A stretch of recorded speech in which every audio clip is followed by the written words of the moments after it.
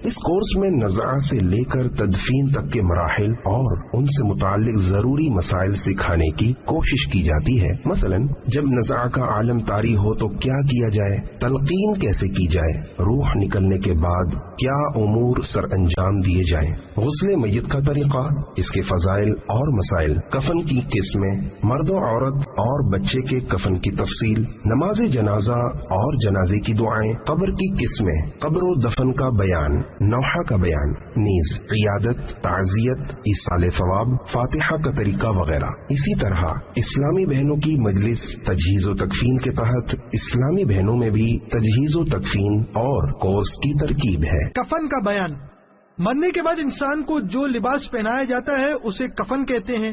یہ فرض کفایہ ہے۔ کفن پہنانے کی فضیلت، میٹھے میٹھے اسلامی بھائیوں، میت کو کفن پہنانا کار ثواب ہے، اور کئی احادیث مبارکہ میں کفن پہنانے والے کے لیے جنتی حلوں اور نفیس ریشمی لباسوں کی بشارت دی گئی ہے۔ چنانچہ ایک حدیث مبارکہ سماعت فرمائی ہے، جنتی لباس۔ حضرت سیدنا ابو امامہ رضی اللہ تعالی عنہ سے روایت ہے کہ نور کے پیکر تمام نبیوں کے سرور صلی اللہ تعالی علیہ وآلہ وسلم نے فرمایا، جس نے کسی میت کو کفنایا یعنی کفن پہنایا تو اللہ عز و جل اسے سندس کا لباس یعنی جنت کا انتہائی نفیس ریشمی لباس پہنائے گا۔ کفن کے درجے، کفن کے 3 درجے ہیں۔ نمبر 1 ضرورت، نمبر 2 کفایت، نمبر 3 سنت۔ کفن ضرورت مرد و عورت دونوں کے لیے یہ کہ جو میسر آئے اور کم از کم اتنا ہو کہ سارا بدن چھپا دے۔ کفن کفایت مرد کے لیے 2 کپڑے ہیں، نمبر 1 لفافہ، نمبر 2 ازار۔ کفن کفایت عورت کے لیے 3 کپڑے ہیں، نمبر 1 لفافہ، نمبر 2 ازار، نمبر 3 اوڑھنی، یا نمبر 1 لفافہ، نمبر 2 قمیص، نمبر 3 اوڑھنی۔ کفن سنت، مرد کے لیے کفن سنت 3 کپڑے ہیں، نمبر 1 لفافہ، نمبر 2 ازار، نمبر 3 قمیص۔ عورت کے لیے کفن سنت 5 کپڑے ہیں، نمبر 1 لفافہ، نمبر 2 ازار، نمبر 3 قمیص، نمبر 4 سینہ بند، نمبر 5 اوڑھنی۔ خنثی مشکل یعنی جس میں مرد و عورت دونوں کی علامات ہوں اور یہ ثابت نہ ہو کہ مرد ہے یا عورت، کو عورت کی طرح 5 کپڑے دیے جائیں، مگر کسم یا زعفران کا رنگا ہوا اور ریشمی کفن اسے ناجائز ہے۔ بچوں کو کون سا کفن دیا جائے؟ جو نابالغ حد شہوت کو پہنچ گیا وہ بالغ کے حکم میں ہے، یعنی بالغ کو کفن میں جتنے کپڑے دیے جاتے ہیں اسے بھی دیے جائیں، اور اس سے چھوٹے لڑکے کو 1 کپڑا ازار اور چھوٹی لڑکی کو 2 کپڑے یعنی لفافہ اور ازار دے سکتے ہیں، اور لڑکے کو بھی 2 کپڑے لفافہ اور ازار دیے جائیں تو اچھا ہے، اور بہتر یہ ہے کہ دونوں کو پورا کفن دیں اگرچہ 1 دن کا بچہ ہو۔ کفن کی تفصیل، نمبر 1 لفافہ یعنی چادر میت کے قد سے اتنی بڑی ہو کہ دونوں طرف سے باندھ سکے۔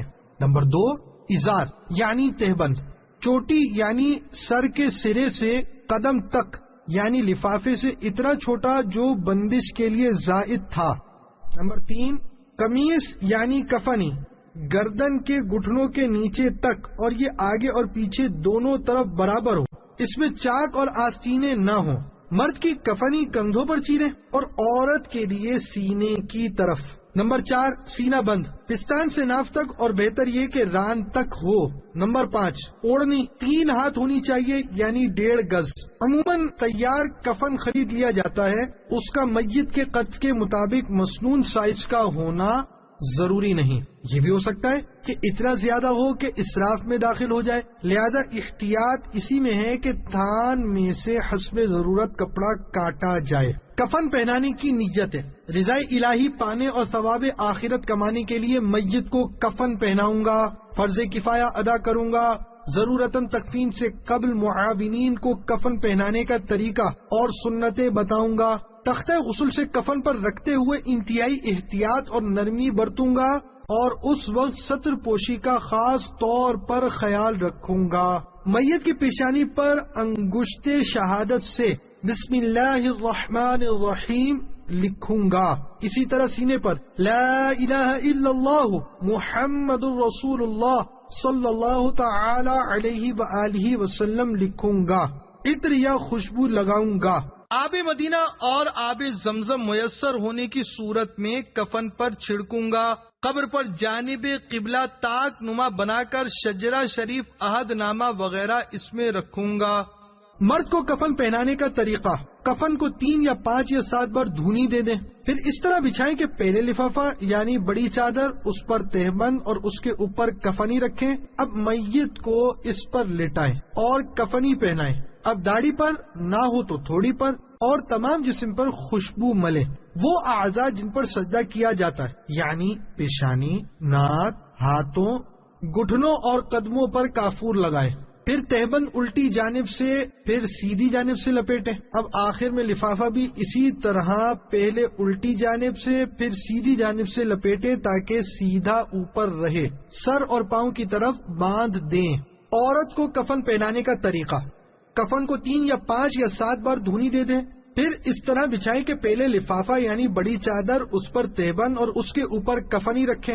اب میت کو اس پر لٹائیں اور کفنی پہنائیں۔ اب اس کے بالوں کے 2 حصے کر کر کفنی کے اوپر سینے پر ڈال دیں اور اوڑھنی کو آدھی پیٹھ کے نیچے بچھا کر سر پر لا کر منہ پر نقاب کی طرح ڈال دیں کہ سینے پر رہے۔ اس کا طول آدھی پشت سے نیچے تک اور عرض ایک کان کی لو سے دوسرے کان کی لو تک ہو۔ بعض لوگ اوڑھنی اس طرح اڑاتے ہیں جس طرح عورتیں زندگی میں سر پر اڑتی ہیں، یہ خلاف سنت ہے۔ اب تمام جسم پر خوشبو ملے۔ وہ اعضاء جن پر سجدہ کیا جاتا ہے یعنی پیشانی، ناک، ہاتھوں، گھٹنوں اور قدموں پر کافور لگائیں۔ سطر کے مقام کو نہ تو دیکھ سکتے ہیں نہ بلا حائل چھو سکتے ہیں۔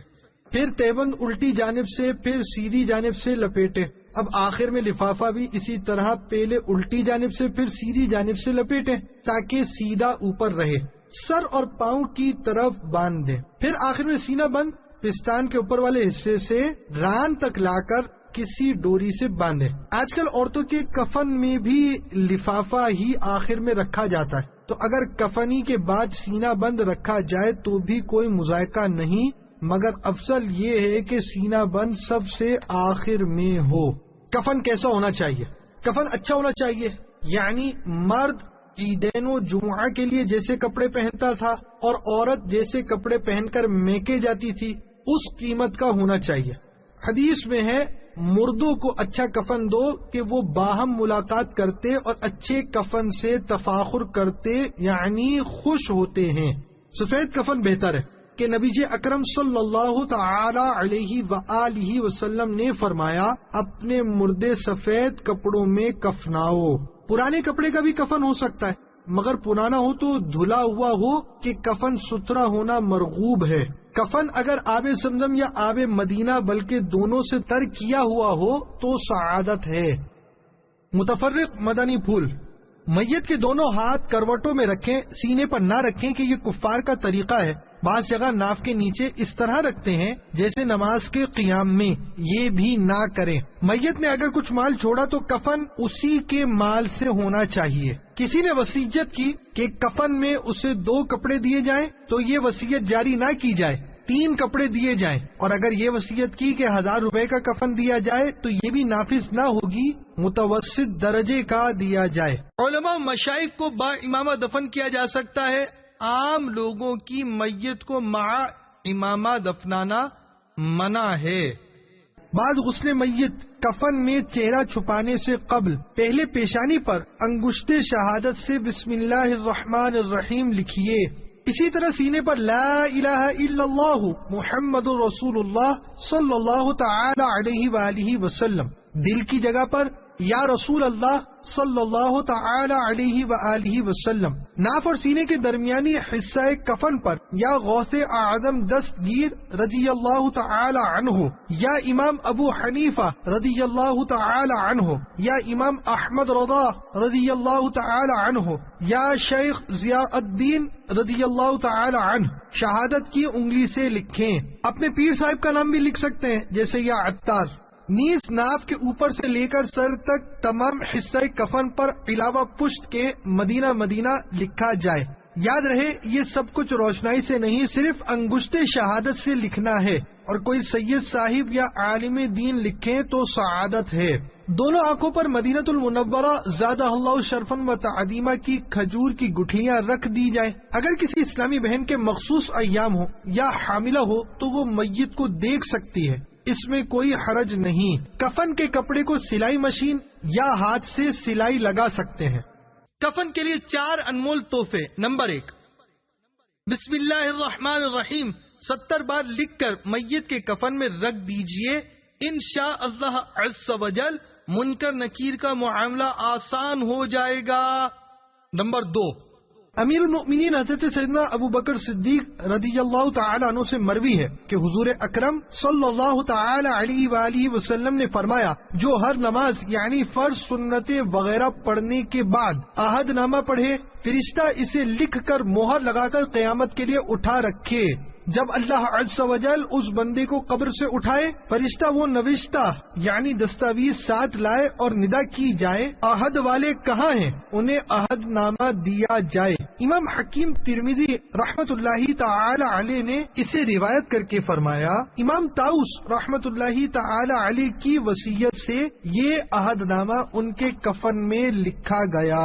امام فقیہ ابن عجیل رحمت اللہ تعالی علیہ نے اسی دعائے عہد نامہ کی نسبت فرمایا، جب یہ عہد نامہ لکھ کر میت کے ساتھ قبر میں رکھ دیں تو اللہ تعالی اسے سوال نکیرین و عذاب قبر سے امان دے۔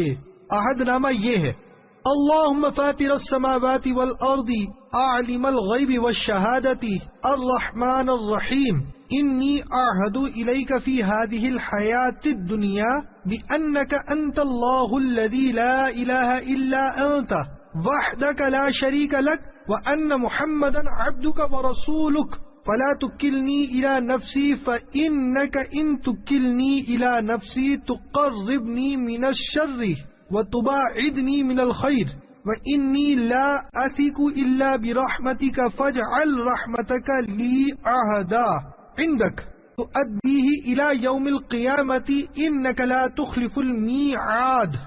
نمبر 3، جو یہ دعا میت کے کفن میں لکھے اللہ تعالی قیامت تک کے لیے اس سے عذاب اٹھا لے۔ اللہم انی اسألک یا عالم السر یا عظیم الخطر یا خالق البشر یا موقع الظفر یا معروف الاثر یا ذا الطول والمن یا کاشف الضر والمیحن یا الہ الاولین والآخرین فرج عنی ہمومی واکشف عنی غمومی وصل اللہم علی سیدنا محمد وسلم۔ نمبر 4، جو یہ دعا کسی پرچے پر لکھ کر میت کے سینے پر کفن کے نیچے رکھ دے تو عذاب قبر نہ ہو اور نہ منکر نکیر نظر آئیں۔ لا الہ الا اللہ واللہ اکبر، لا الہ الا اللہ وحدہ لا شریک لہ، لا الہ الا اللہ لہ الملک ولہ الحمد، لا الہ الا اللہ ولا حول ولا قوة الا باللہ العلی العظیم۔ مدنی مشورہ، دعوت اسلامی کے اشاعتی ادارے مکتبۃ المدینہ سے کفن کے 3 انمول تحفے نامی پرچے خرید کر اپنے پاس رکھ لیجئے اور مسلمانوں کے انتقال کے مواقع پر پیش کر کے ثواب کمائیے۔ نیز کفن بیچنے والوں اور تجہیز و تکفین کرنے والے سماجی اداروں کو بھی پیش کیجئے کہ وہ ہر کفن کے ساتھ ایک پرچہ فی سبیل اللہ دے دیا کریں۔